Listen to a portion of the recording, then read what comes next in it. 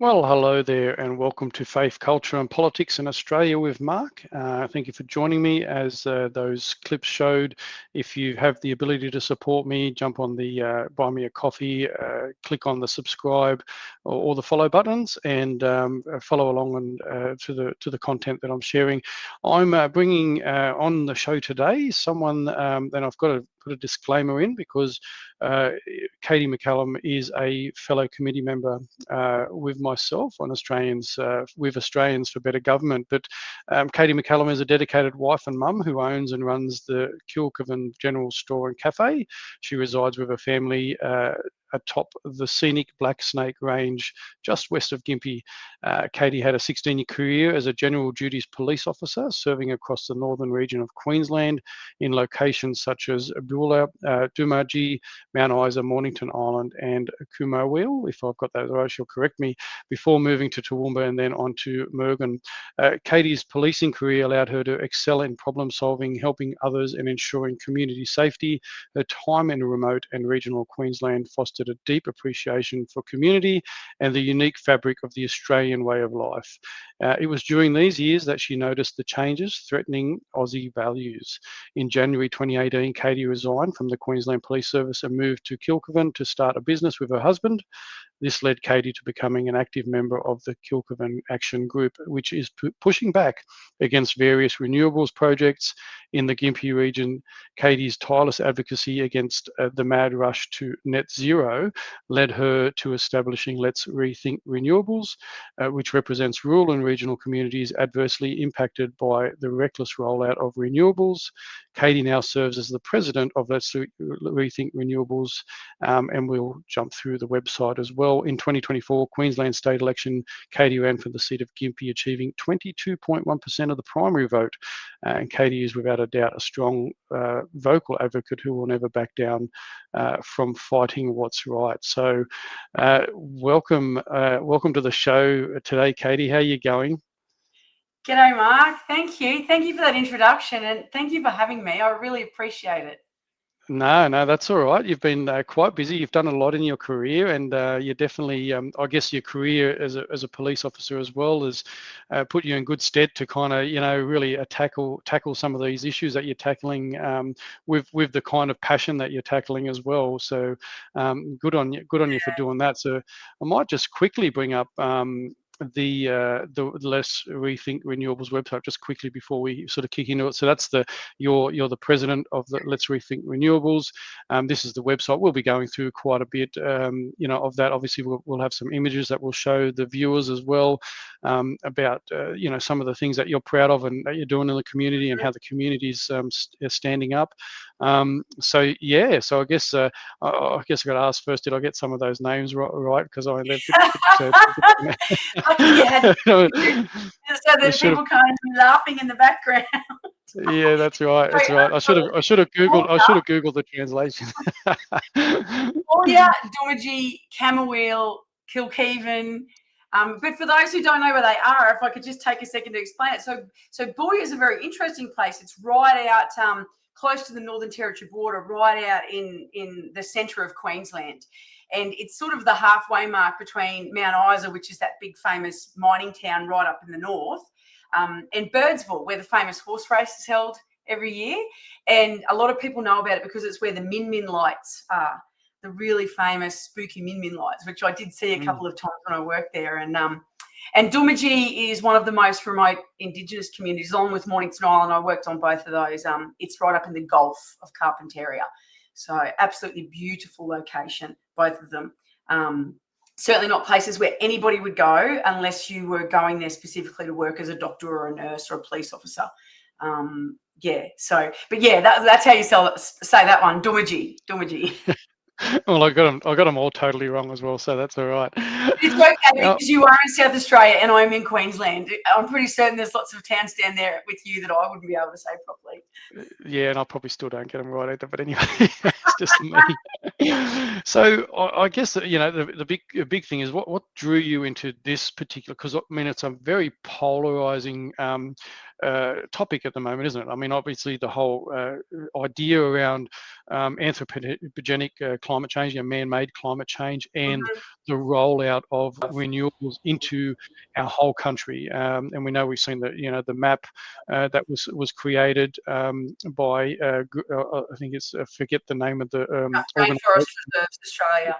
Yeah, rainforest reserve. So that map there, so that is a massive impact on a lot of people. And I'm going to Mm. show a clip shortly as well from another area where people are kicking back, but they're kicking back all around our country. But we've been told that the groups like yours are ridiculous and everything else like that, and all part of the conspiracy and all that sort of stuff. So what gives you your passion and what made you get involved?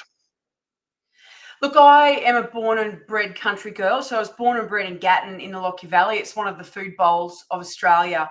And I think that when, right from a whippersnapper size, you grow up in a place where you see the reality of food production every day and you understand the foundations of what keep our nation running.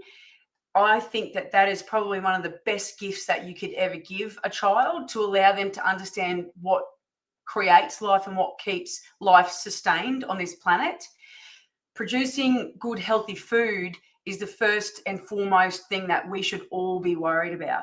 So I've taken that with me everywhere I went. I did go to uni for nearly 4 years in total, and I didn't finish my degree, but I started a natural systems and wildlife management degree at UQ because I was so interested in protecting wildlife habitats and protecting the environment, because you can sometimes see damage that is done by all sorts of industries. So I took that with me when I ended up leaving uni and joining the police service. I took those thoughts with me everywhere I went, all around Queensland and the rest of Australia when I've travelled. And it's always been very at the front of my mind, very much so, how we stay alive. And we stay alive by eating healthy food. So when I left the police service several years ago, and my husband was a police officer as well, and we bought the little shops here in Kilkheven, and we wanted to raise our kids in a country environment. So we went out of our way and left the big smoke of Toowoomba and moved out here to a rural area.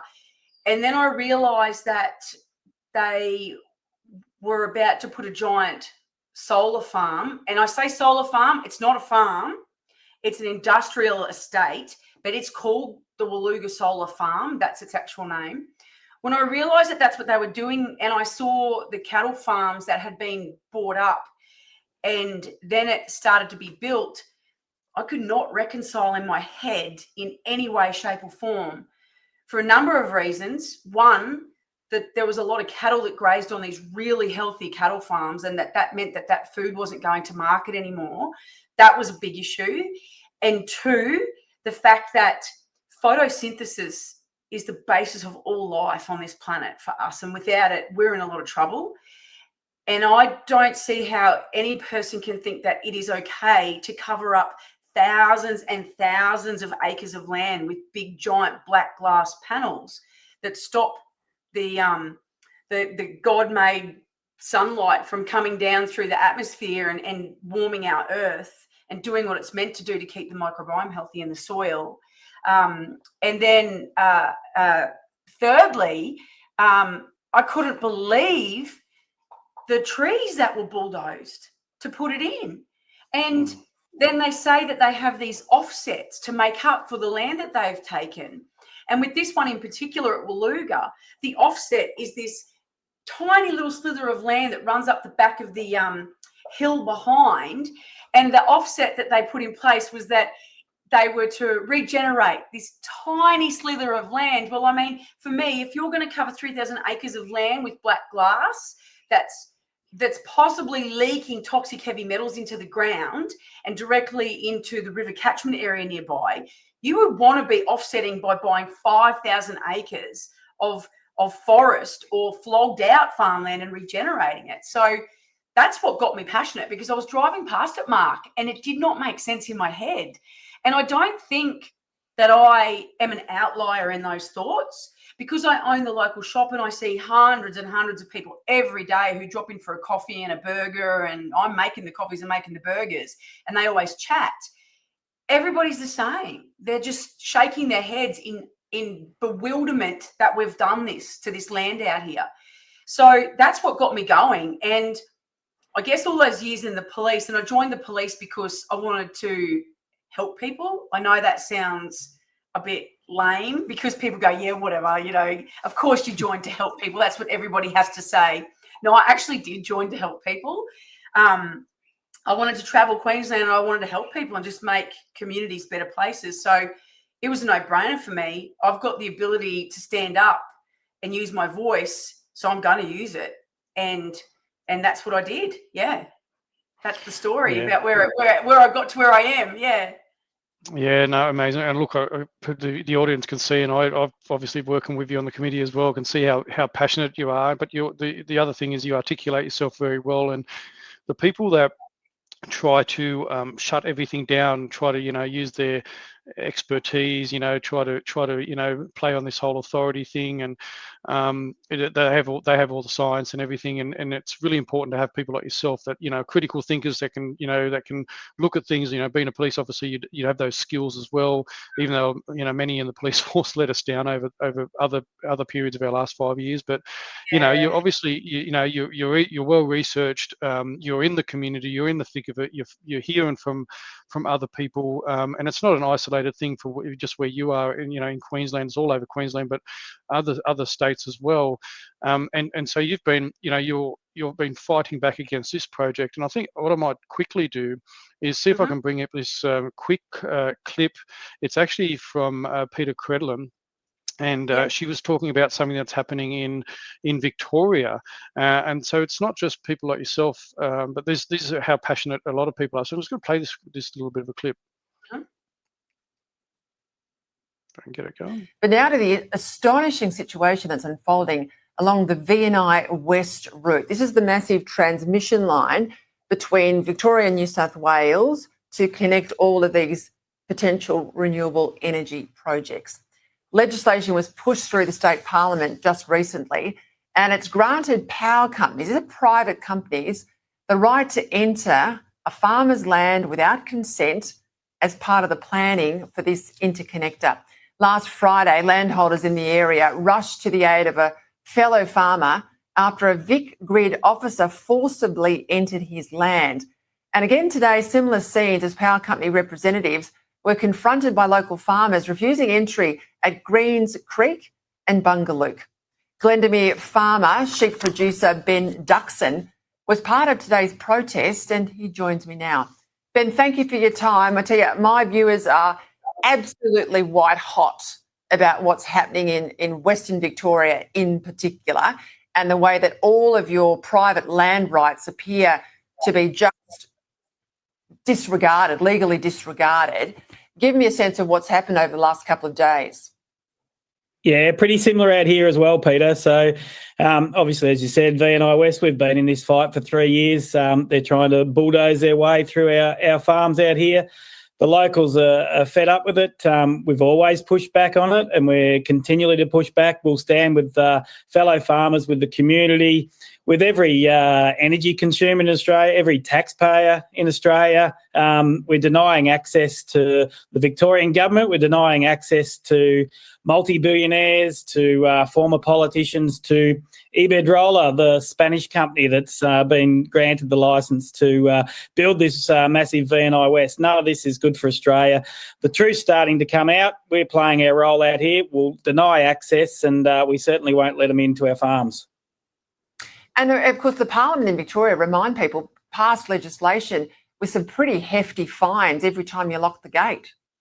Yeah, fines from $12,000 for individuals, $48,000 companies, and they can come on with reasonable force as well. So, we know what we've got to do. We'll stand at the gate with fellow farmers. We'll build this as it gets bigger. If they try and get more and more power, we'll certainly push back with more and more people. And as you said, it's a pretty white-hot issue out here, and we're certainly just not putting up with this. This is a sham of a policy. It's no good for any taxpayer. It's taking us down an economic slippery slope, and we're just here to play our role, and we'll certainly push back as hard as we can. We've unfortunately got 4 weeks of it in one of our busiest times of the year, leading up to harvest at the moment. So they pick their times, but pretty resilient group out here. We'll keep fighting. And so that goes on a little bit. I mean, I'm not going to play it all because we obviously, time, and I will show a few other clips. But that seems to be what's playing out in Australia now. What you're talking about, that pushback, even in your community, you're seeing it, and why you're jumping on there. But this is happening all around our nation. And the sad thing about it is people are being belittled, pushed back on, and so forth. You resonate with that sort of messaging coming out of there. Oh, absolutely. Look, I've been on a couple of meetings where Ben's been there, and I've listened to him speak. I take my hat off to the guy. He is an inspiration, and he's a true Aussie patriot and a fighter. And what he said there about the fact they're coming up to harvest and how busy it is, you just have to wonder, don't you? They pick a certain time of the year that they're going to come around and start trying to enforce this new legislation down there to get onto these properties, when they know that these farmers are out in the paddocks working to produce the grain and the wool that we require to live. You just have to wonder whether that's not orchestrated, that they do it at that time of the year for a particular reason. But that aside, that was the principle we took up here originally as well, to keep our gates locked. We're really lucky in Queensland because at the moment there's no specific legislation like what they're facing down in Victoria, where these private companies can come and push their way. Not just push, they can actually take the gate down there. They can pull the gate off its hinges if they need to. They can't do that up here. What they can do is the government can come onto your land if they have designated that your property is required for a specific need under the Acquisition of Land Act. But you have to get given a notice, and there's 2 weeks that they have to give you to prepare.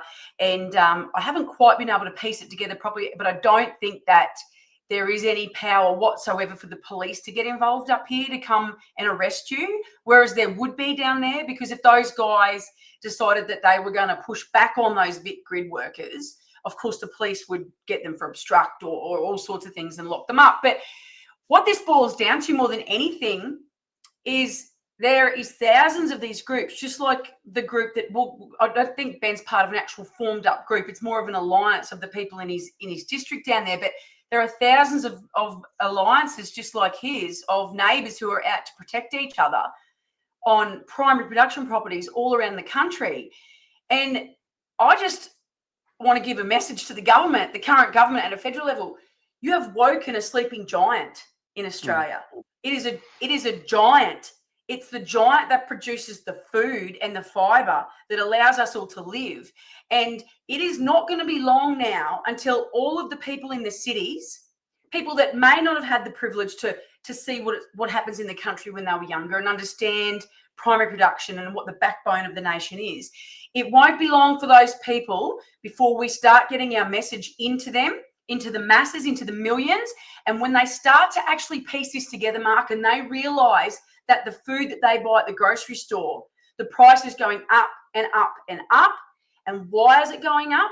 Because of stuff like we just saw there, because property owners are defending their property rights instead of out in the paddock harvesting the grain or growing the sheep or the cattle. They're going to put all these pieces together and they're going to start to ask Albanese and Bowen, hey, hang on, why is our power bill going up 1,000%? Why is basic beef mince at the grocery store, which was a staple for every Aussie family on a weeknight for the last 100 years, why is it $28 a kilo? This is why. This is why. And this is what we're trying to do with Let's Rethink Renewables, get this message out to Australia. Let them know from a grassroots level, you can talk about the science until the cows come home about anthropogenic change to the planet and whether the planet's warming up. I mean, when I was a kid, we had an ice age coming. Then there was a hole in the ozone layer, and they scared the shit out of me so badly that I joined Greenpeace when I was in high school because I thought that would save us all. This is what they do. They scare us into submission and into controlling us, which is what is going on right now. But at the end of the day, for me, a person who has only ever lived in the country, I cannot see any terrible change to the environment in the 50 years I've been on the planet. But what I can see is that we have got families who are struggling to maintain their property rights. We've got families who are struggling to pay their bills because they can't afford to pay their electricity anymore. What? This is Australia. We are resource rich. And we've got families who really aren't using the washing machine or the dryer. I know a lady told me recently, when it's wet, Katy, and we're in a humid region, I'm struggling to get the clothes dry because I can't use a dryer, I can't afford the power bill. A working mum with 4 kids. That's where we've gotten to because of this reckless rollout of these so-called renewable projects. So good on you, Ben, and good on every one of these action groups and these alliances within these districts all around Australia, because there is going to be a whole heap more of it, because it is a sleeping giant. It was a sleeping giant and it has been woken up.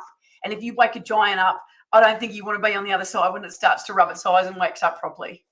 No, you're 100% right. Absolutely. And look, we know the attack is coming on. You mentioned these groups are all organic. They're all starting to springing up all over the country, not because of what they're hearing on news or media or whatever. It's actually people on the ground going, something's not right. They're coming in for our property, our farmland, where we're able to grow things and so forth. So these are organic, but that's not how the government, in particular the Labor government and the Greens, don't want to paint it that way. I'm just going to share this other quick clip because it's very relevant to your part of Let's Rethink Renewables. You're, like you mentioned, you're only one group out of so many groups all around the nation. But this is how Labor and the Greens think of groups like yours. I'm just going to play this clip. It's interesting that where did the term reckless renewables come from? Did NREN come up with that idea title? Yeah, or? One of our members in Queensland came up with that on the committee. We were trying to think of a catchphrase to use, and that was it was also adopted by the coalition during the federal election. Yeah. So we have you to thank for that. The lady from Queensland. Yeah. And I guess what is playing in my mind is, how do we know that your organisation, NREN, is not a proxy for the coalition to fight their battles on the ground against renewable energy, which was resoundingly endorsed by the Australian people at the election, resoundingly. In fact, to the point where the coalition had their worst result in living memory. So how do the committee know that you are not a proxy group to fight the battles for the coalition, given your close association with the member for New England? So here's the thing, right? I mean, like, that was NREN. So that's NREN. I always forget what the bloody acronym for that is. But that National Rational Energy Network. It's a bit of a mouthful. So that's them. So it's another group, right? And you're obviously Reckless Renewables, not Reckless. So Reckless, and there's so many others, right? But here, Senator Michelle Anandaraja is trying to make a link that that organic groups like yours, that's Rethink Renewables, is somehow some part of a bigger plot by the IPA, or even Advance is what they were trying to do, or the Liberal National Party. So trying to paint you all, and obviously there was another section there where the Aligned Council of Australia was disparaged, and I believe they're going to take action against that for having conspiratorial anti-vaxxers all associated. Now, how does that make you feel as a passionate local who has other locals who genuinely feels like that you're not being heard, to have a Labor senator in a Senate committee like that try and paint groups like yours and NREN as part of a bigger scheme of people that have been put up to this by bigger corporations? How does that make you feel? Oh, look, it's completely offensive to the majority of Australians who live in rural areas, because she's referring to everybody who is against net zero and this so-called transition to renewable energy sources. Because at the end of the day, what she's saying is that our questions about why they're destroying our communities, our productive farmlands, and our wildlife habitats and rural landscapes. She's saying that what we're asking to have it explained to us is not worthy of being answered, and that we're a group of people who are just making it up, and that we have some sort of political agenda, and that we must be involved with, like you said, groups like the IPA. Or I didn't even know who the IPA was until a little while ago. That senator and the other senators who are sitting on that inquiry from the left side of politics, they need to understand that all of these people out here in these towns are hardworking mums and dads who have bills to pay each week and are doing all of this work on top of their normal weekly work as volunteers. Nobody's getting paid. We're scraping together to just get a couple $100 here or there to buy core flute so that we can get our message out. And I believe the problem with them, why they're so angry with us, is that they didn't think that they were going to come up against opposition like this. They didn't believe that the sleeping giant, which is what I call it now, this sleeping giant of these quiet Aussies out in these areas, because we've never whinged, we've never complained, we've never asked for anything. They can't handle the fact that the giant is awake now and they don't know how to put it back to sleep. But they're going to have to deal with the fact that the giant's awake, because there is going to be so many more people standing up against them now. And this is growing exponentially. It's like a snowball at the moment. Every single time you look to Facebook or any of the digital social media sites, the message is clear. There are so many people against these projects in our communities, in our districts and regions, because it's destroying the fabric of Australia. At the end of the day, that's what this boils down to. And if they can destroy the fabric of Australia, it means they can rebuild it the way they want it. Further to that, I would love to share this story with you. In 2024, February 2024, we did hold the Reckless Renewables rally. I was a part of the National Rational Energy Network then. We held it in Canberra on the lawn there at the front of Parliament House. And we managed to secure some meetings with various politicians the next day. And I'll never forget this. One of my dear friends, Glenda Pickersgill, who's been fighting so hard to save the Mary Valley, which is where the Great Mary River travels through here in the Gympie region, save it from the proposed pumped hydro at Barumba, which is the name of a dam that's on one of the tributaries. She came down with me and she managed to secure an appointment with Senator David Pocock. And he pulled out of that meeting a few minutes before and he sent an assistant. And the assistant pretty much came along to that meeting just to tell us that the senator is galled at you for having politicised renewable energy. And he actually repeated it 3 times. I still remember sitting there at the table. Reduced me to tears because I couldn't believe that we had gone all that distance down to Canberra, all at our own cost, mind you, to let him know what was happening up here, because we were made to believe that he was a little bit of an environmentalist and that he wanted to protect wildlife habitat. But when we told him about the endangered Mary River turtle, which is a completely unique species, it doesn't exist anywhere around the world. It's known as the punk rocker because it's got this like green furry head and it breathes through its bumhole. That's its 2 unique features that don't exist on any other turtles. We thought he'd want to hear. He wasn't interested. All he wanted to do was say that he was galled by us having turned up and politicised renewable energy. Well, I'm galled at him, and I'm galled at all of these left-leaning politicians who have taken to calling us names. I was on the ABC Sunshine Coast radio yesterday morning. I did a live interview. And after they finished the cross with me, they went to Chris Bowen speaking with Sarah Storer a couple of days ago. And she put it to him that there is all these people out here who are objecting to these projects. He lied through his teeth on the National Broadcasting Network. And he said, I can tell you, Sarah, it is a lie. It is all a lie that there are people objecting to these projects. We've done the studies. We've done the research. There is nobody out in these rural communities. I've been to them. They are all happy for the rollout. They know we need to do this to save the planet.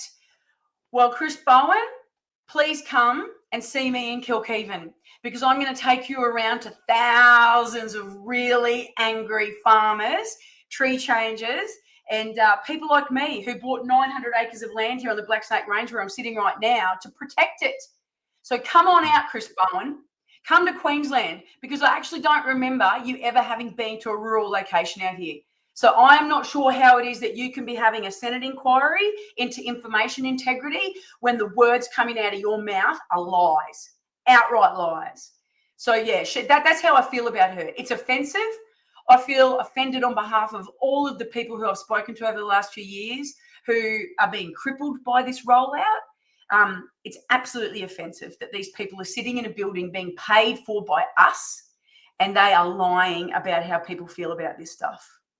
Yeah, and it's really, I find it really hypocritical, for people like Senator Ananda Raja to, claim that organisations like yours could possibly be proxy when she was manifesting the World Economic Forum, she's manifesting the United Nations. Like these groups have actively been involved in funding and organising, and others, massive groups to push renewables and push the narrative around climate change. So all these politicians that have been, all you've heard from them is a narrative about renewables good at all costs. We need to do this, and I look at it and I believe that people like her and the Labor Party in particular and the Greens seem to be proxy for these internationalist global corporatist organisations that their only benefit for themselves and not for Australians, whereas people like you, Katy, and others and groups around the country similar to yours, let's rethink renewables, are hardworking, ordinary Australians, mums and dads, grandparents, whatever, pushing back on what they believe is not sustainable. It's damaging, the environment, farmland and wildlife and everything. So that's how I, and that's the take I got from listening to Senator. It's ridiculous. Well, essentially what she's saying is that she believes that the government has a right over and above the individual property owner. That's what she's saying. She's saying that our rights and what we believe is best for the country, that she knows better.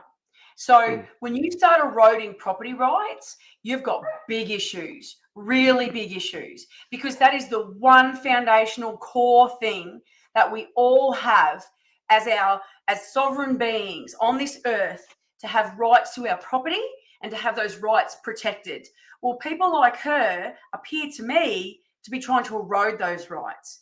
And any old person can see what that means and where that's headed. When you start taking people's property rights away from them and tell them that they know better and that they've decided that they want to use your hard-earned piece of property that you owned for a different reason, and you're telling them, no, this is not good. You're going to destroy the environment here and destroy our community. There's big questions to be asked about any politician who thinks that is a way forward, because it is not a way forward. Yeah, and look, it's one of the reasons, and we don't want to go. I'm not going to go down that side of things, but it's one of the reasons that I guess yourself and myself are involved with Australians for Better Government, because we're looking at instigating those conversations about protecting those exact things, like whether they be property rights, our medical rights, and so many other things, and a better system about in regards to government and so forth. And while we're involved in that, because it's what's happening all around our nation, and it's really just about making our fellow countrymen and women aware of the slow infiltration and influence from global organizations. Just want to take this quick opportunity to play a little clip that that we got sent through from you, and just play that and talk into that. Lies. We're being told lies by greedy foreign developers who want to build renewable energy projects in Australia. They are not good for the environment. Thousands of hectares of productive farmland will be cleared and native wildlife will die. These developments promise clean energy, but at what cost? Let's help protect our communities and irreplaceable way of life. Let's rethink renewables. Take 2 minutes to learn the truth about the destruction they cause. Go to letsrethinkrenewables.org. So pretty well put together. You've got obviously got your own that's off the website and so forth. So it's talking into that. So it's really a call to action from other families, community members within Australia, really just to have those conversations. So rather than having a government saying, any counter talk in regards to renewables and climate change needs to be shut down as mis and disinformation, because this is what they were getting at in the committee. But what you're saying in your group, Let's Rethink Renewables, is like, let's keep this conversation going. Let's hear our voices and hear the other side. And how important is that for Australians to know that there needs to be, that what they're trying to do here is actually shut down their voices and your voices, but the other people's ability to hear your voice is the other thing they're trying to do. Oh, absolutely. For us to get cut through over the last few years with mainstream media, it's been almost impossible. I mean, Sky News seems to have picked up the ball now and runs with it just about every single night of the week, which is fantastic. But a lot of people don't realise that Sky News isn't available in the city unless you pay for it. It's available for free. It's free to air out here in rural areas. So I don't think that our message is even getting into the city, which is where it needs to get to. And that's why we thought that the Let's Rethink Renewables campaign, and we call it a campaign because it's the 5 pillars of what we believe holds this nation up. And that is the rural landscapes, the strong communities, the productive farmlands, the wildlife habitats, and most importantly, the Australian way of life, because those are the things that these so-called industrial-sized renewable energy projects are destroying. For us to get that message into the city, well, first of all, we can't afford it. It's been very clear through the information integrity inquiry over the last couple of weeks, even if we had have taken some donations from various people, they want to tear us to shreds over where that money came from. And we haven't. Let's Rethink Renewables is completely funded by hard-earned dollars from primary producers in the Gympie region, and from one particular lady who gave us a very big donation of $20,000, which is so much money. And that main amount was used to fund our campaign because she sees fit to give that amount away every year to a good cause. Absolutely generous lady. But why, if somebody wants to come to us and say, well, we can see that what you are saying is true and that this needs to be pushed into the city so that people can open up the conversation. That's what we want. We just want the conversation opened up. We want people in the city to have a think, wow, those rural landscapes that I drive out through on the weekends when I have my weekends away and my drives. I mean, out the back of Sydney already, a lot of that country's being taken over by solar farms. We want people to start to think about the consequences of that, because where are you going to go for your weekend drives once 70% of productive farmland is covered with solar panels? And we can't get that message into the city because it's costly. Even to run a Facebook campaign, it's costly. But if we took a donation from somebody who they somehow found was connected to Coal Australia at some point or had shares in a fossil fuel company, they come for us. They come for the throat. Like, they're dirty fighters. Why shouldn't we be allowed to get some donations from those groups if they can see that what we're doing is good for the country and good for communities? It's a really unfair playing field that we're on. We've been hamstrung so badly because right from the get-go, the mainstream media has been sold out to this vision of this green Australia. Well, guess what, mainstream media? Australia is green already. Like, take a drive outside of the city. That's what I'm asking everybody. Drive outside of the city and have a look. Places like here in the Gympie region, every single place you stop, you can turn around and look, and there are stunning, big, medium-sized mountains covered in forest. Covered. So if they think that the country's not green, well, stop building cities. Because are you anti-human? Do you not want humans to survive? We understand that you need your cities, but you need to come out of those cities and you need to come and look at the places like where I live and see what we're doing to protect these areas. And to protect them, we need to stop 3,000 acres of black glass being put in koala habitat and over what was once productive beef grazing land. So I don't know how we can get that message, Mark, into the mainstream media and into the cities where it needs to get to. It's a very It's a hard task, but it's one that we're all up to the fight for, and it's what we're all trying to achieve. I mean, we've got members from all over Australia now who are on our committee, and we're all fighting the same fight. So if we can get the message out in every district of every state and territory in Australia, that would be great. I mean, we've got those big shipping containers. I think, I'm not sure if we can pull those pictures up, but I sent you those shipping container images. Now, that was is a personal mate of mine, and he came to the fore, and I think it was well over $30,000. Then he just built those shipping containers himself. He had a shipping container company. There it is. And he transported them all around Queensland for us. There's one up at Billawheeler. There's one out here near Barumba in the Mary Valley. And there's another one down at Upper Mount Walker out behind Rosewood, just to get the message out.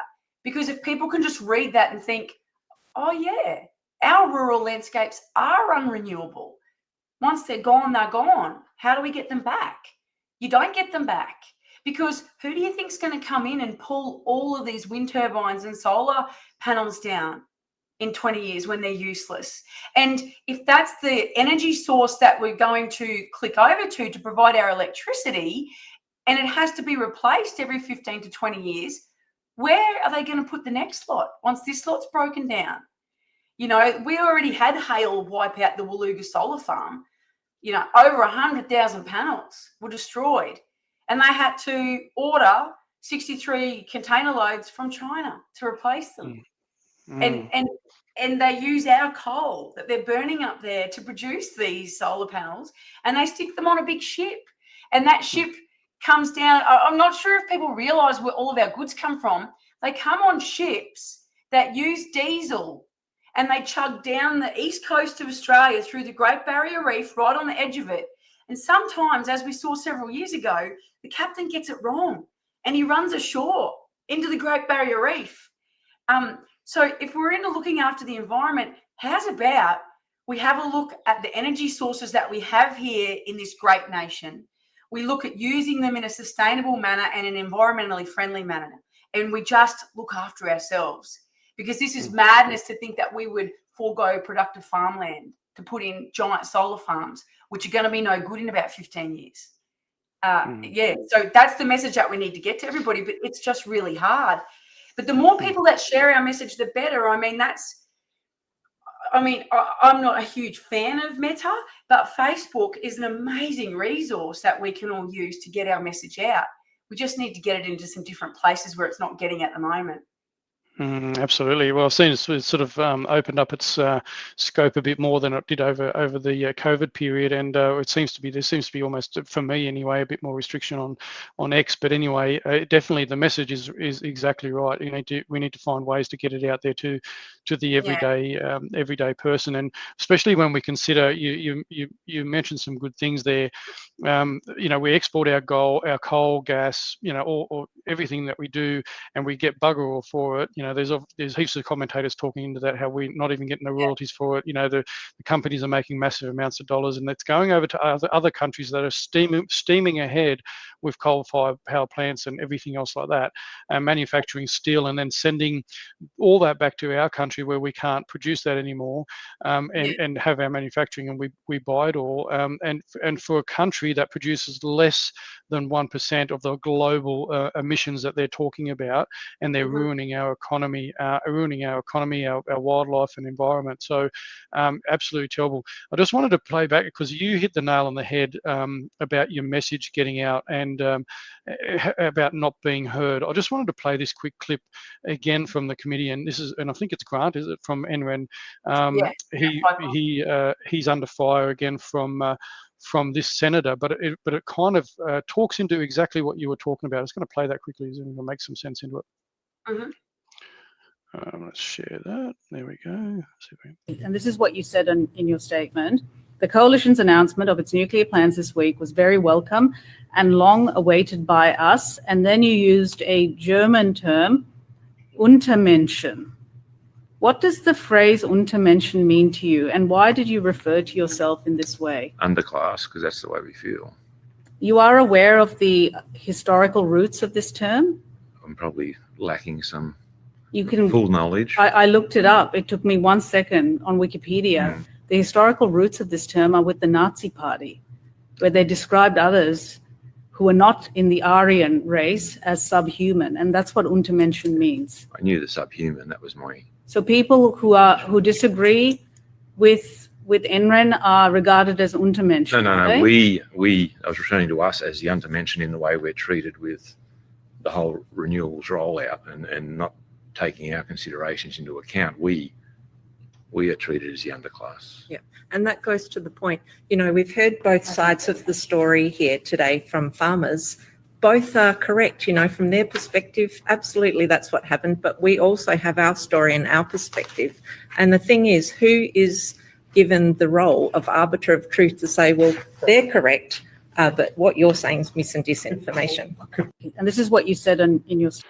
So the reason I quickly show that, because it pretty much talked into exactly what you were saying, how communities aren't feeling heard. But what this senator's just done now, she's tried to, disparage the group and the work of the group, and almost labelling them as no. So she's misread wholly and totally what he was trying to say. The point he was making with that name, he was saying, we actually don't feel like we're heard. We feel like the Untermensch. And she was trying to paint that, again, an attack of, we're going to associate you with Nazis, and taking it totally out of context. Now, this is how ridiculous this has got, but it comes home to your point about you not getting your message out, because Labor and the Greens and others are absolutely doing everything they can to try and pull down, community groups like yourself. Does that riles you up? Obviously, you listen back to that again, I'd imagine. Oh yeah, I watched that live the other day. It made me sick when she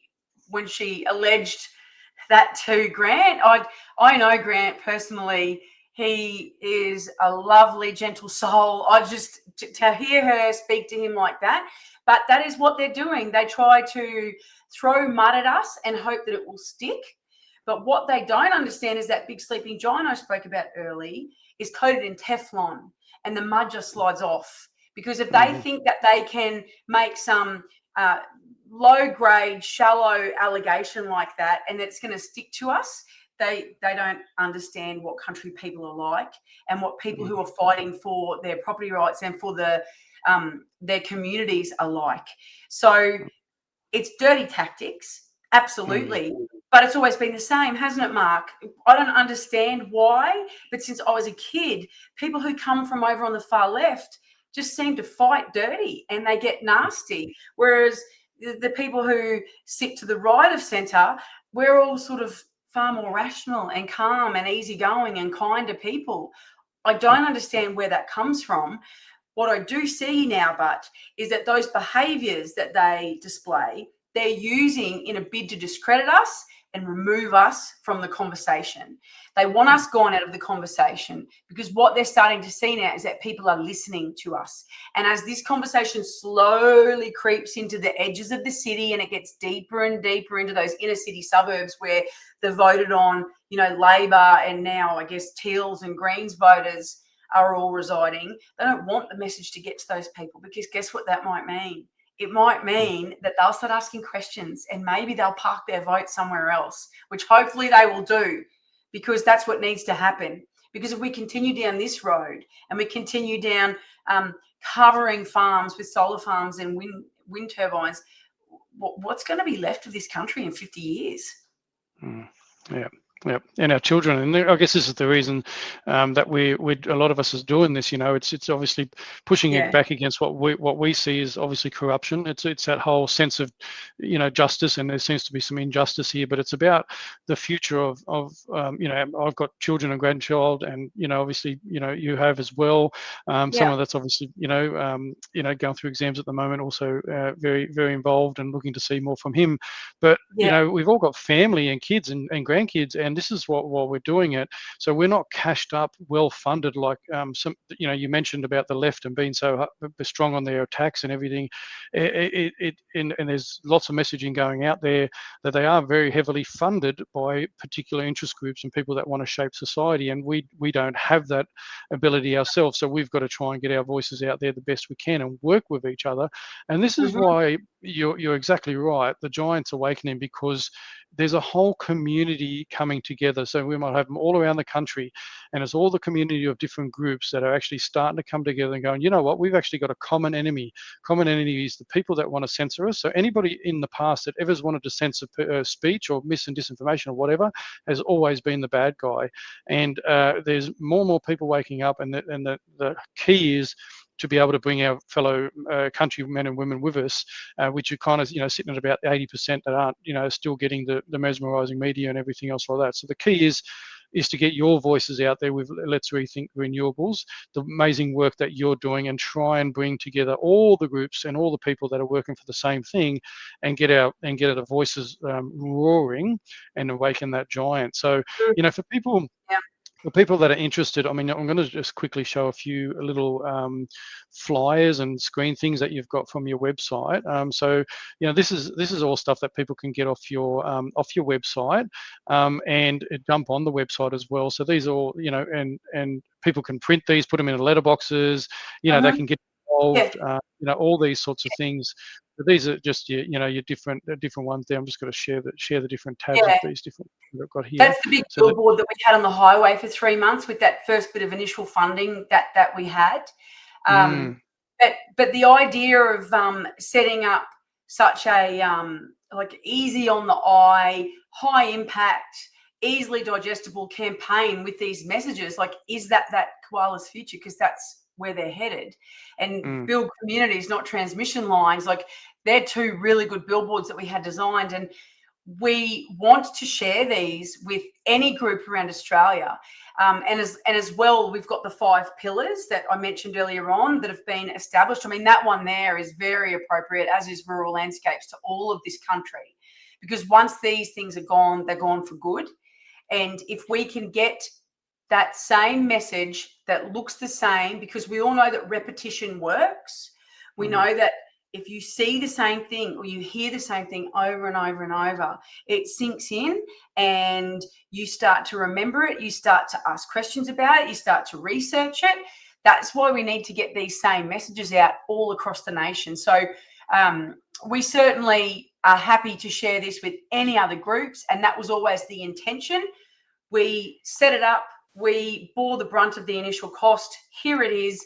If you would like to secure a billboard somewhere on a highway near your area, go for it. You've got this for free. We've outlaid the big initial cost. Now you can just put it wherever you want to put it. You just have to contact us. Yeah, no, that's it's a great initiative, and I might just quickly show the bring the website up again for people. So it's let me bring it up here. So Let's Rethink Renewables. So it's let's rethink renewables.org is the website, and obviously people can jump on there.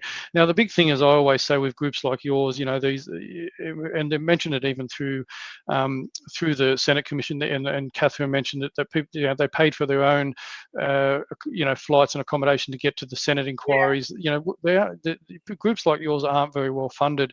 So the key is that if you've got people that do have the ability to join as a member. I mean, volunteers is a huge thing, but becoming part of the movement is another big thing. So, this is a real key thing for any small group like yours that hasn't got massive global corporatist funding behind it. It's having the average Australian just saying, look, what Katy's so passionate. We've just heard you talking about it. It's obviously a good cause, and that awareness raising is a massive thing. I mean, that's the real key thing, is pushing through the one-sided narrative that the mainstream media and the government, the bureaucrats are pushing, because they have the voice, they have the funds to be able to do all this.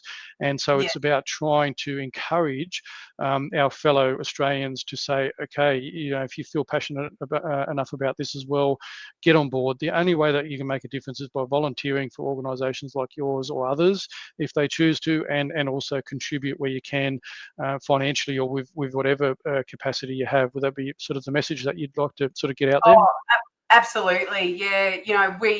We just need to be able to get some core flutes printed, and just, our prospectus that we hand out to people, just all those little things. I mean, in terms of the man hours that go into keeping it running, it's all free. I mean, like you, Mark, I work massive weeks. Most days of the week I'm working. I have to, because I own a business, and the business doesn't run unless I'm inside of it.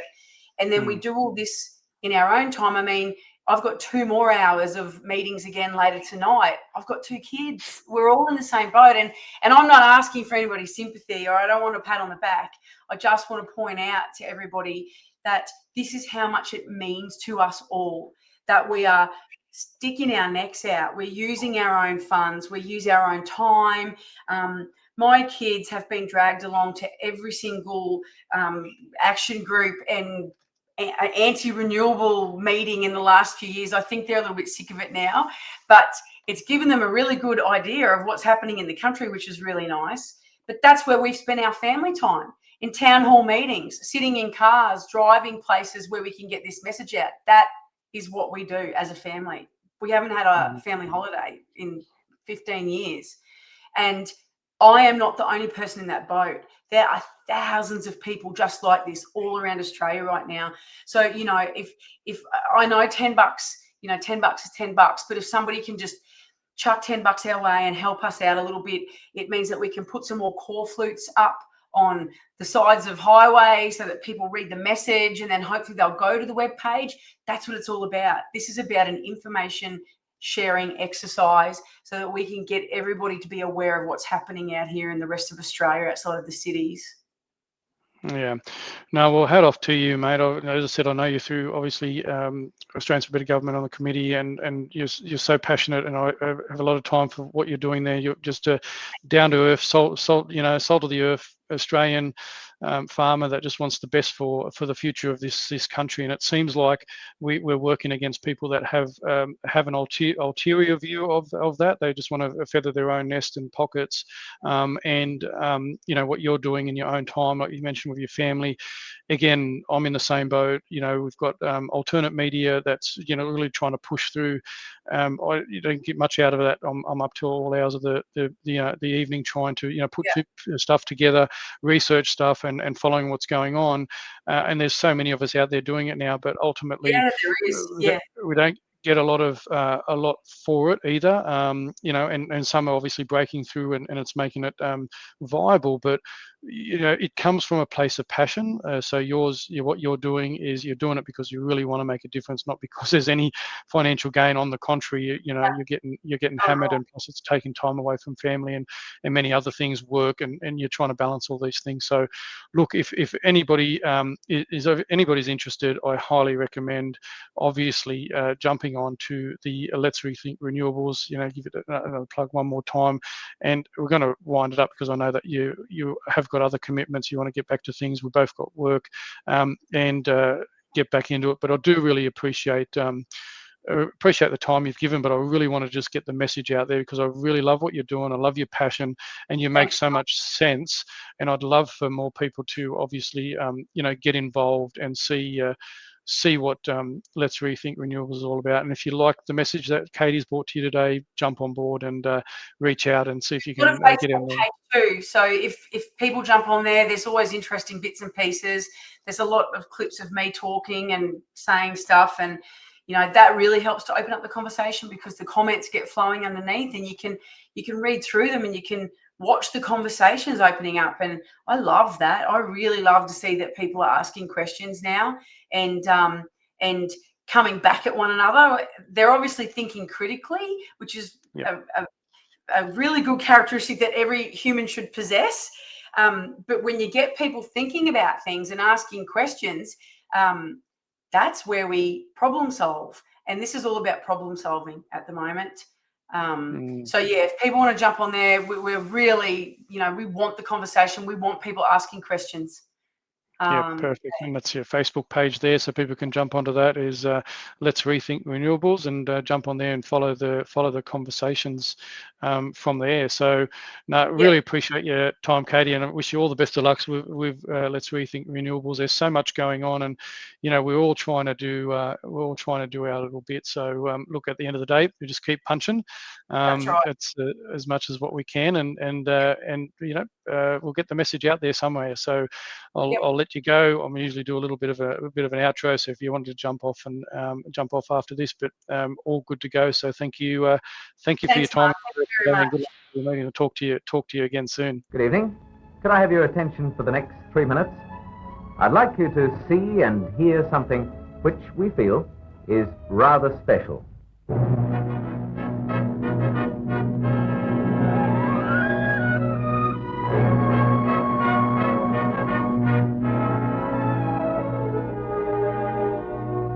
Here in this God-given land of ours, Australia, this proud possession, our own piece of earth, that was built by our fathers who pioneered our heritage.